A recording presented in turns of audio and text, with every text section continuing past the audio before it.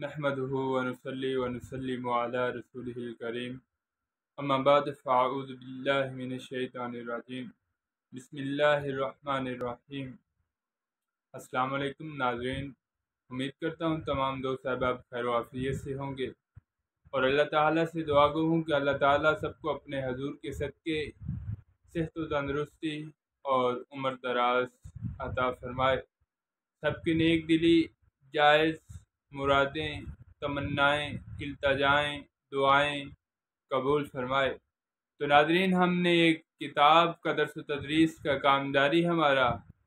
तो कल हमने उसकी तौबा के बारे में पढ़ा था। तौबा के आगे राह तरीक़त में सबसे पहला अमल हज़रत आदम अलैहिस्सलाम का ज़िंदगी, हज़रत आदम अलैहिस्सलाम का ज़मीन पर आकर सबसे पहला अमल। तो नाज़रीन, उसी टॉपिक को लेकर इंशाअल्लाह ताला हम आगे बढ़ेंगे। तो आज हम पढ़ेंगे ईमान और इत्तिकाद।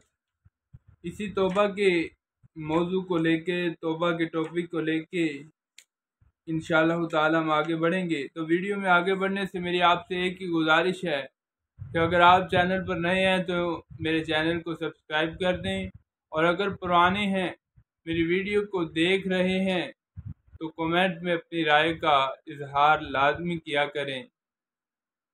दुआ गो हूँ कि अल्लाह ताला जो पढ़ें, जो सुने, उस पर अमल करने की तौफीक अता फरमाए और इस कार खैर को अपनी बारगाह में कबूलियत अता फरमाए। तो नाज़रीन, आइए चलते हैं अपने टॉपिक की तरफ, ईमान और इत्तिकाद। कल मैंने आपको थोड़ा सा ईमान और इत्तिकाद के बारे में बताया था कि ईमान और इत्तिकाद के बारे में हमारे सिलसिला आलिया के बहुत ही अजीम बुजुर्ग फ़ख्रुल आरिफीन हज़रत सैयद शाह मोहम्मद अब्दुल हई रहमतुल्लाह अलैह ने सवाल का जवाब देते हुए इरशाद फरमाया है कि इत्तिकाद रासिख किसे कहते हैं। वो फरमाते हैं कि इंसान में दो बातें ज़रूरी हैं, अव्वल ईमान, दोम इत्तिकाद। फरमाते हैं इंसान में दो बातें नहायत ज़रूरी हैं, पहली बात ईमान और दूसरी बात इत्तिकाद।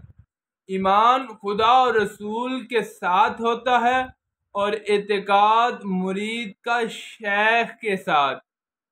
यानी कि जो बंदे का ईमान होता है वो अल्लाह और उसके रसूल के साथ होता है, और जो इत्तिकाद होता है वो अपने पीर और मुर्शिद के साथ होता है, जिस शेख के हाथों में उसने अपने हाथ दिए होते हैं, जिस शेख के हाथों में उसने अल्लाह से अपने पिछले गुनाहों की तौबा की होती है, उस शेख के साथ जो लिंक होता है वो इत्तिकाद का होता है।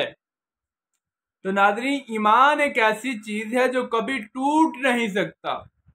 ईमान एक ऐसी चीज़ है जो कभी टूट नहीं सकता। अगर टूट जाता है तो बंदा पलटी से उतर जाता है, बंदा लाइन से फिसल जाता है, बंदा लाइन से गिर जाता है।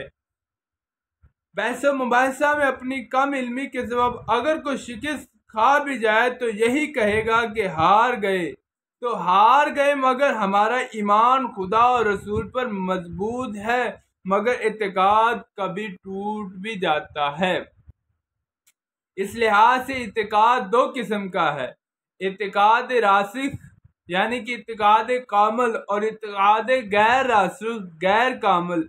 इत्तिकाद खुदा की मोहब्बत का वो बीज है जिसे शेख मुरीद के दिल में बोता है, और जिस तरह बीज बोया जाता है तो बतदरीज पौधा निकल कर दरख्त बन जाता है और फिर फलने फूलने लगता है। इसी तरह इत्तिकाद खुदा की मोहब्बत का बीज है। शेख का काम है बो देना और मुरीद का फर्ज है कि इसकी परवरिश और निगहबानी इमाले हसना से करे।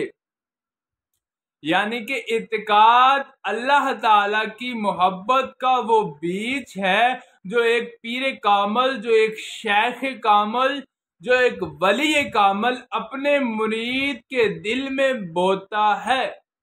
अब मुरीद का फर्ज है कि वो अपने पीर की दी हुई तालीमात पर, वो अपने शेख की दी हुई तालीमात पर इमाले हसना से उसकी परवरिश करे, उसकी निगहबानी करे, फिर जाकर वो पौधा आखिरकार दरख्त बन ही जाता है। बैत करने के बाद शेख पर एतकाद थोड़ा थोड़ा बढ़कर ज्यादा हो जाता है।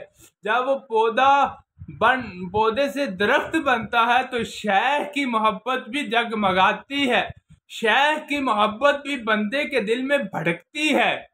तो फिर इस तरह शेख पर जो बंदे का एतकाद होता है, पीर पर जो बंदे का एतकाद होता है, वो बढ़ जाता है। इब्तिदा में एतकाद कम होता है और फिर मंजिल ब मंजिल जू जू गिरहें खुलती जाती हैं, एतकाद बढ़ता जाता है, यहाँ तक कि कमाल को पहुंचकर ईमान में मिल जाता है। इससे कबल के जब एतकाद ईमान में मिल जाए, अगर मुरीद शेख से बरगश्ता हो जाए तो सिर्फ एतकाद जाता रहेगा। ईमान और एतकाद के इत्तिसाल की सूरत में मुरीद में मुकम्मल तौर पर पुख्तगी आ जाती है।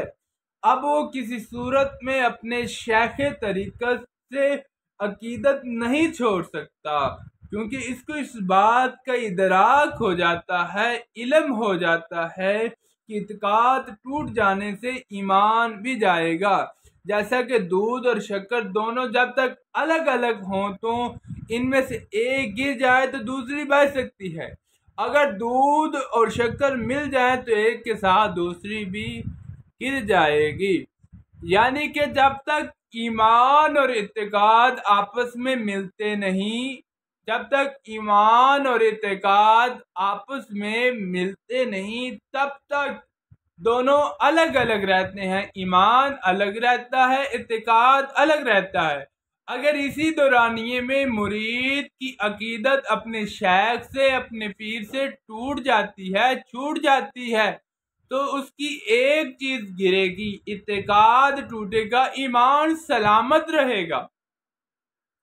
और अगर ईमान और इत्काद दोनों आपस में मिल जाती हैं, तब जब अकीदत छोड़ेगा, जब अपने पीर से अलग होगा, जब अपने पीर के मरकज से अलग होगा, तब दोनों चीजें जाती रहेंगी। अकीदत खत्म हुई, ईमान खत्म हुआ, इत्काद खत्म हुआ।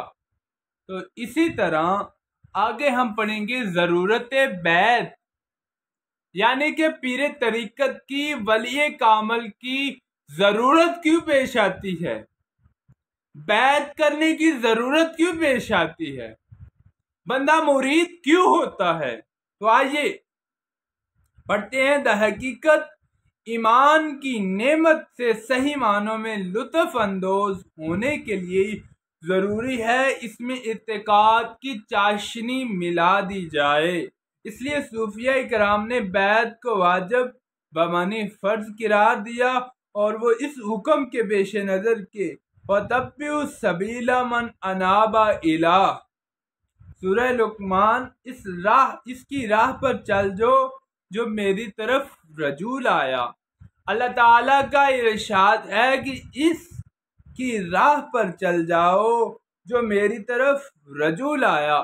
इस आयत मुक़द्दसा में बिल्कुल वाज़ेह है कि अल्लाह ताला ऐसे लोगों की पैरवी का हुक्म फरमाता है जो इसके अहकाम पर अमल करते हैं। अल्लाह ताला ऐसे लोगों की बैत का हुक्म फरमाता है जो अल्लाह के दिए हुए कामों पर, जो अल्लाह के दिए हुए फराइज़ पर अमल करते हैं। हज़रत अली इरशाद फरमाते हैं कि इस उम्मत में हम कश्ती नूह अलैहिस्सलाम और बनी इसराइल अलैहिस्सलाम के दरवाज़ा हिता की तरह हैं। यानी जिस तरह बनी इसराइल का इस दरवाज़ा में आना गुनाहों की माफ़ी का जरिया था, ऐसे ही उम्मत मुस्लिमा, उम्मत मुस्तफ़ा सल्लल्लाहु ताला अलैहि वसल्लम का सिलसिला तरीक़त में दाखिल होना, बैत और तौबा करना गुनाहों की माफ़ी का सबब बनता है। मंदरजा वाला कौल हज़रत अली रज़ी अल्लाह ताला अन्हु को मज़ीद समझने के लिए कुरान पाक की आयत जो बनी इसराइल के बारे में है, और हदीस शरीफ में जो फजीलत अहले बैत के बारे में है, इशारा के तौर पर दर्ज कीजिए देता हूँ। वइज़ कुल्ना दुखुलू हाज़िल क़र्यता फ़कुल्लु मिन्हा हैसु शिअ्तुम रगदा, और जब फरमाया हमने दाखिल हो जाओ इस बस्ती में, फिर इसमें जहाँ चाहो, वदखुलुल बाब सुज्जदन वक़ूलु हित्ततुन तग़फ़िर लकुम ख़तियाकुम वसनज़ीदुल मुहसिनीन। बेरोक खाओ और दरवाज़ा में सजदा करते हुए दाखिल हो और कहो हमारे गुनाह माफ़ फरमा, हम तुम्हारी खताएं बख्श देंगे और करीब है नेकी वालों को और ज़्यादा दे।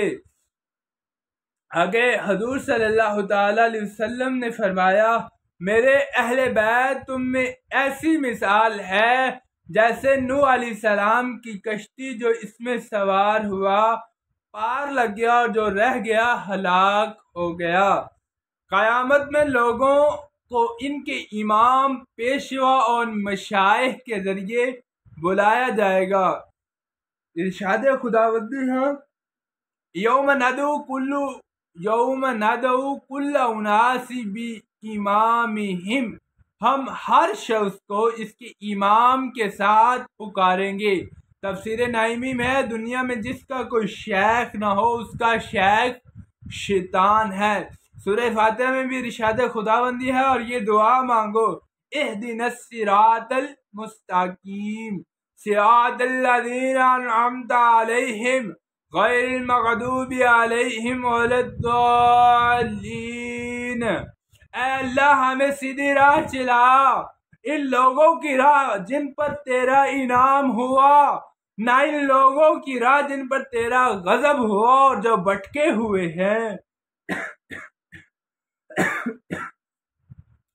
इस मुकाम पर अल्लाह ने इस बात की वजाहत फरमाई है कि सिराते मुस्तकीम, सीधी राह, अल्लाह ताला की इनाम याफ्ता लोगों की राह है। गौरतलब बात यह है कि यहाँ ये हुक्म नहीं फरमाया कि ये दुआ किया करो कि हमें कुरान और हदीस की राह चला, बल्कि इरशाद ये हुआ कि इनाम याफ्ता लोगों की राह तलब करो। ये इसलिए कि बहुत से लोग कुरान और हदीस के नाम से गलत रास्ते की दावत देंगे और कहेंगे ये कुरान और हदीस की राह है। इल्लामा इकबाल ने भी इसीलिए फरमाया है, मेरा पर सूफी और मुल्ला सलामे के पैगामे खुदा गफ्तंद मारा, वले तावील शान दर हैरत अंदाखत खुदा जबरील मुस्तफारा। इसमें भी कोई शक नहीं कि कुरान सिरापा रश्द हिदायत और कुरान ही में इरशाद है, ये दिल्लु भी कसीरा, यानी कई लोग इस कुरान को पढ़कर गुमराह होते जाते हैं। इसकी मिसाल इस तरह है कि जितने कमजोर मैदे वाले शख्स को खाद और मकवी गजा खिलाई जाए तो बजाय वो ताकतवर होने के बीमार पड़ जाएगा। इसी तरह कुरान पाक से हिदायत हासिल करने के लिए जरूरी है दिल तंदुरुस्त हो। अगर बकौले कुरान फी कुलूबिहिम मरदुन, दिल मरीज हो तो फज़ादहुमुल्लाहु मरदा के मुताबिक और भी मर्ज बढ़ जाएगा। कुरान पाक हिदायत का सरचश्मा है। हिदायत दो किस्म है, हिदायत जली और हिदायत खफी। हिदायत जली से मुराद ज़ाहिरी हिदायत है, इसमें शरई अहकाम शामिल हैं कि बंदा कुरान पाक से अहकाम शरिया पर अमल करे, अहकाम शरिया हासिल करता है और अमल पैरा होकर ज़ाहिरी हिदायत पाता है। और हिदायत खफी इसरार इलाहिया है कि जो कि तरीक़त की राह पर सफ़र करने वाले की रहनुमाई फरमाते हैं, इसे मंजिल मकसूद तक ले जाते हैं। जैसा मुसाफिर वैसी रहनुमाई। कुरान की हिदायत से काफिर को ईमान, मोमिन को तकवा, मत्की को इरफान और आरिफ को लिकाए रहमान हासिल होता है। हिदायत और तजल्लियात रब्बानी का मरकज एक और यकसा है, मगर कल्बी इस्तेदाद मुख्तलिफ। हर कल्ब अपनी इस्तेदाद और कुव्वत के मुताबिक हिदायत हासिल करता है। इता करने वाले के फयूज़ व बरकत यकसा हैं, मगर तालिबीनों अमन मुख्तलिफ। तेरे करम से बेनियाज कौन सी शय मिली नहीं, बकौले शायद तेरे करम से बेनियाज कौन सी शय मिली नहीं। झोली ही मेरी तंग है, तेरे यहाँ कमी नहीं। इसके अलावा सरकार दो आलम सल्लल्लाहु ताला अलैहि वसल्लम का इरशाद है, या करूनल कुरान ला युजाविजु हुनाबिजिर्रुहुम, यानी कुरान के कारी होंगे, वो इनके हलकों से नीचे ना उतरेगा। अल्लाह ताला हमें कुरान पर अमल करने वाला बनाए, हमें कुरान को सही मानों में पढ़ने वाला बनाए। हदीस पाक को सामने रखते हुए इस बात पर भी गौर करें कि जो ये कहते हैं कि किसी भी इमाम के पीछे नमाज पढ़ लेनी चाहिए, कोई भी हो, हमें इससे क्या गर, कुरान ही तो पढ़ता है। अगर सिर्फ कुरान ही पढ़ना मकसूद होता तो इसका मतलब ये हुआ कि टेप रिकॉर्ड मुसल्ला पर रखते जिसमें कुरान पाक रिकॉर्ड किया हो और पीछे नमाज के लिए खड़े हो जाएं, तो हर कोई ये कहने पर मजबूर हो जाएगा नमाज टेप रिकॉर्ड के पीछे नहीं होगी। नमाज के लिए तो इमाम की जरूरत है, जैसे नमाज के लिए शरीयत के लिए इमाम का होना जरूरी है, इसी तरह नमाज तरीकत की अदायगी के लिए भी शेख का होना जरूरी है। मौलाना रूमी लिखते हैं, मकसद अज पैगम्बर अयाम ख्वाहिश तकिया कमकुन बर्फनो बरगाम ख्वाहिश, अपना ताल्लुक रसूल करीम से मत तोड़ो, अपने इल्मो फन और जोर पर ज्यादा भरोसा न रखो, गर्चा शेरी चूरुई राह बेदलील हम चू रूबा दर जलाली और जलील। तो शेर ही क्यों ना हो, अगर तू इस राह पर रहनुमा के बगैर चलेगा तो लोमड़ी की तरह गुमराह और जलील हो जाएगा।